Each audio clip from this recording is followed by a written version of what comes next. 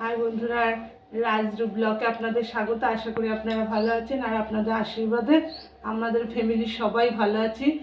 আর আজকে চৈত্র মাসের পূর্ণিমা। প্রত্যেক বছর চৈত্র মাসের পূর্ণিমা বাড়িতে আমরা লক্ষ্মীনারায়ণ পুজো করে থাকি। আজকেরও চৈত্র মাসের পূর্ণিমা লেগে গেছে। আজকে রবিবার, তাই আজকে বাড়িতে পুজো হচ্ছে। সকাল থেকে খুব ব্যস্ত, আজকের থেকে না, আমরা কালকের থেকেই খুব ব্যস্ত। ঘর বাড়ি পুরো পরিষ্কার করেছি, যে ঠাকুর ঘর পরিষ্কার করেছি। আর গলাটাও খারাপ, কারণ ওয়েদার চেঞ্জ হচ্ছে আর ঠান্ডা ঠান্ডা। আমি সেই সকাল থেকে উপোস রয়েছি। আর সমস্ত কিছু গুছিয়ে ঠাকুর পরিষ্কার করেছি। ঠাকুর তো 1 বছর পরিষ্কার করা হয় না, তাই আজকে সকালবেলা পরিষ্কার করে দিয়েছি। ঠাকুরকে স্নান করিয়ে দিয়েছি, দিয়ে এই যে বাসন সব মাজা ঘষা করা হয়েছে।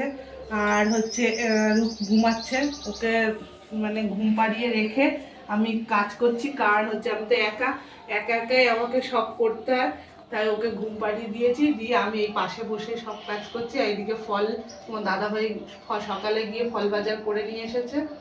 আর আমি এদিকে খিচুড়ি করব, ঠাকুরের ভোগ করব। ঠাকুরের ভোগ করা হয়ে গেলে তারপরে আমি রেডি হয়ে ঠাকুরকে সাজিয়ে দেব। সাজিয়ে তারপরে পুজোয় বসবে। ব্রাহ্মণ মশাই 7:30 থেকে 8টার মধ্যে আসবে। তাহলে আপনারা ভিডিওটা পুরো দেখুন। ঠাকুর মা লক্ষ্মী আপনাদেরকে আশীর্বাদ করবে, আপনাদের পাশে থাকবে, আর আমাদেরও পাশে থাকবে, আমাদেরও আশীর্বাদ করবে। তাহলে পুরো ভিডিওটা দেখবেন, কোথায় স্কিপ করবেন না। আর আমি সারাক্ষণ বসে একটু আগেই বসে পুরো কাজ কমপ্লিট করে রেখেছি, কারণ একা সব করতে হবে। আর আমি তো উপোস রয়েছি, সেই কারণে একবারে সব কাজ করতে পারছি না। অল্প অল্প করে সব গুছিয়ে রেখে দিয়েছি। আর ঠাকুরের ভোগের জন্য আমি কুমড়ো কেটে নিয়েছি, এদিকে আলু কেটে নিয়েছি, আর এদিকে টমেটো, কাঁচা লঙ্কা, আদা, আর এদিকে 5 রকম ভাজা করব। সেই কারণে এখানে সব রয়েছে। পটল রয়েছে, বেগুন রয়েছে, আলু রয়েছে, ভেন্ডি আর উচ্ছে রয়েছে। একরকম তিতো আমাদের দিতে হয়, সে কারণে 5 রকম ভাজা করব আর নারকেল নাড়ু করব। তাহলে বন্ধুরা আপনারা আমাদের সঙ্গে থাকবেন, পুরো ভিডিওটা দেখবেন। ভালো লাগলে অবশ্যই লাইক কমেন্ট শেয়ার করবেন। বন্ধুরা, ঠাকুরের ভাজা 5 রকম যে ভাজাটা সেটা করে নিচ্ছি, কারণ একটাই কড়াই, এর মধ্যেই ভাজাটা করে তারপরে এই কড়াইতে আমি খিচুড়ির ভোগটা রান্না করে নেব। পটলগুলো ভাজা হয়ে গেছে, এবার বেগুনগুলো দিচ্ছি, বেগুনগুলো ভেজে নেব।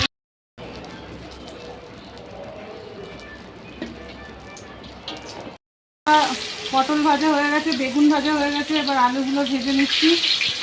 ভেজে হয়ে গেছে, এবার আলুগুলো তুলে নিচ্ছি, উচ্ছেগুলো ভেজে নেব।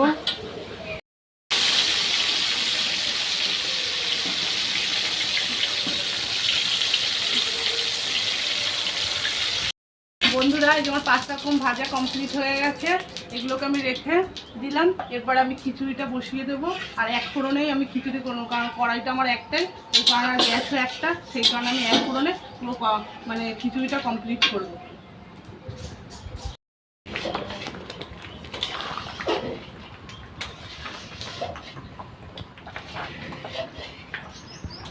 বন্ধুরা, খিচুড়ি রান্না প্রায় কমপ্লিট হয়ে গেছে। আর খিচুড়িটা প্রচণ্ড ফুটছে, টকবক করে, এই যে ফুটে ফুটে চারিদিকে মুখে চোখে চলে আসছে। আমার পায়েও পড়েছিল ফুটে।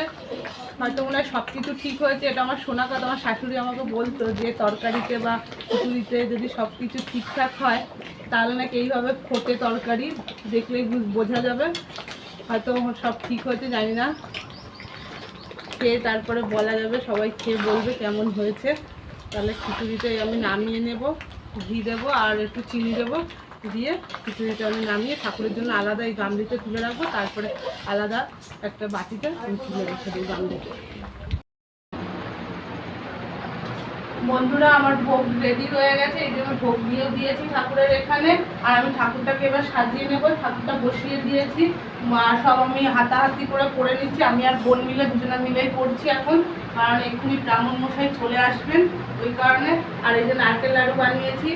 আর এখানে রয়েছে চালকলা, এই যে চালকলা প্রসাদ, আর ছোলা ভিজানো রয়েছে এখানে।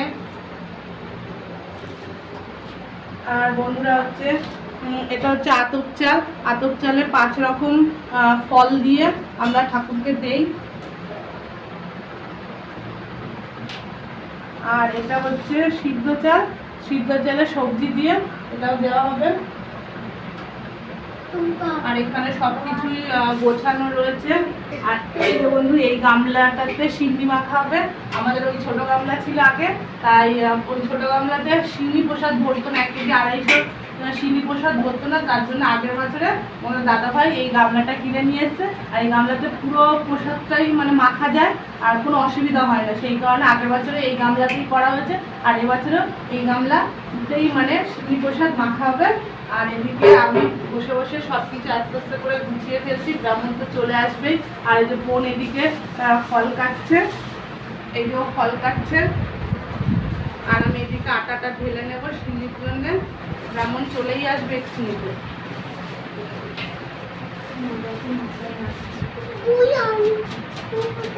এরকম করে নেব তো, হ্যাঁ। আর এদিকে আটা রয়েছে দেওয়া, আমি আটাটা রেখে দিয়ে যাই। আর এই রয়েছে গুড়, ব্রাহ্মণ মশাই আসুক তারপরে তুমি ঢেলতে পারলে আমি ঢেলে দেবো।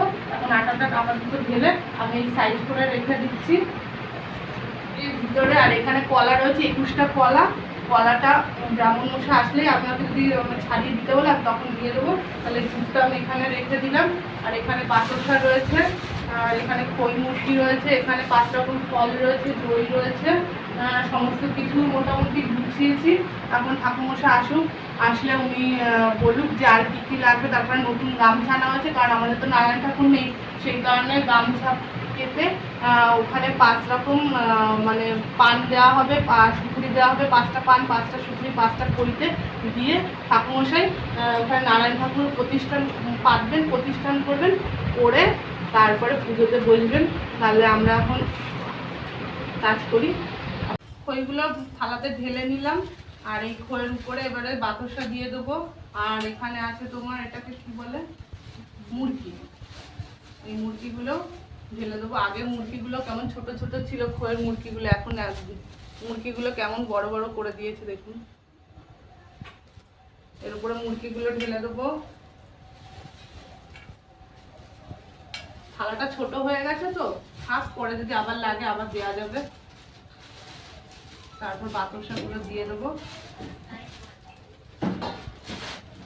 আর এই নারকেলটা কুড়িয়ে রেখেছি, এটা হচ্ছে সিন্নি মাখা হয়ে যাবে যখন, তারপর এটা দিয়ে দেওয়া হবে। আর দুটো ফল কাটছেই।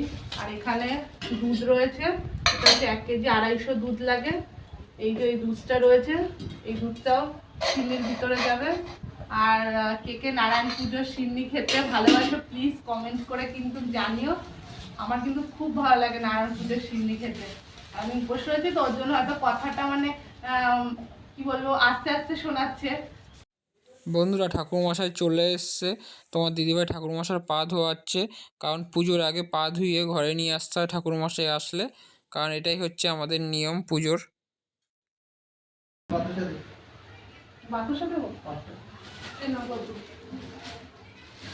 বন্ধুরা, ব্রাহ্মণ মশাই চলে এসছেন, আর এখন উনি সব গুছাচ্ছেন ঠাকুরের। আর আমি এই দুধগুলো জ্বালিয়ে দিচ্ছি, এক্ষুনি পুজো শুরু হয়ে যাবে। আপনারা সঙ্গে থাকুন, দেখতে থাকুন। সবটা বাজে একটু দুধে।